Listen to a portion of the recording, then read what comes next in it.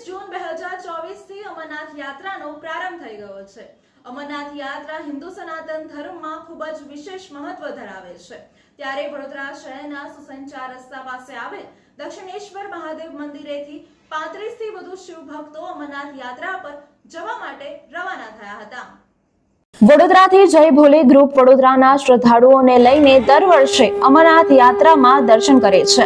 અમરનાથ યાત્રામાં લાખો શિવ ભક્તો બાબા અમરનાથના દર્શને જતા હોય છે અને ધન્યતા અનુભવે છે। ત્યારે વડોદરા શહેરમાંથી 35 થી વધુ શિવ ભક્તો છેલ્લા 5 વર્ષથી બાબા અમરનાથના દર્શન કરવા માટે જતા હોય છે। ત્યારે આજે તરસાલી સુસેન રોડ ખાતે આવેલ દક્ષિણેશ્વર મહાદેવના દર્શન કરી અમરનાથ યાત્રાએ જવા માટે રવાના થયા હતા। આ શિવ ભક્તો છાયાપુરી રેલવે સ્ટેશનથી જવા રવાના થયા હતા।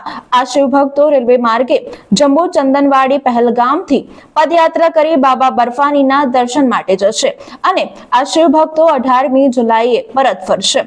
ત્યારે આજે દક્ષિણેશ્વર મહાદેવ બમ બમ બોલેના નાદથી ગુંજી ઉઠ્યું હતું। વધુમાં શિવ ભક્તે જણાવ્યું કે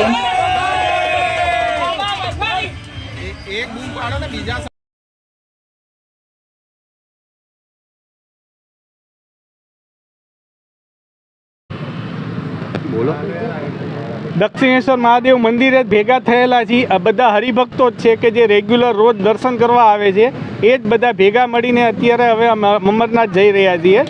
અહીંયાથી અમે બાય ટ્રેન છાયાપુરીથી જમ્મુ જવાના, જમ્મુથી પહેલગામથી ચંદનવાડીથી પેદલ યાત્રા કરીને અમરનાથ બાબાના દર્શન, બાબા બર્ફાનીના દર્શન કરી અને સીધા બાલતાલ ઉતરી અને પછી પરત આવવાના। કેટલા લોકો?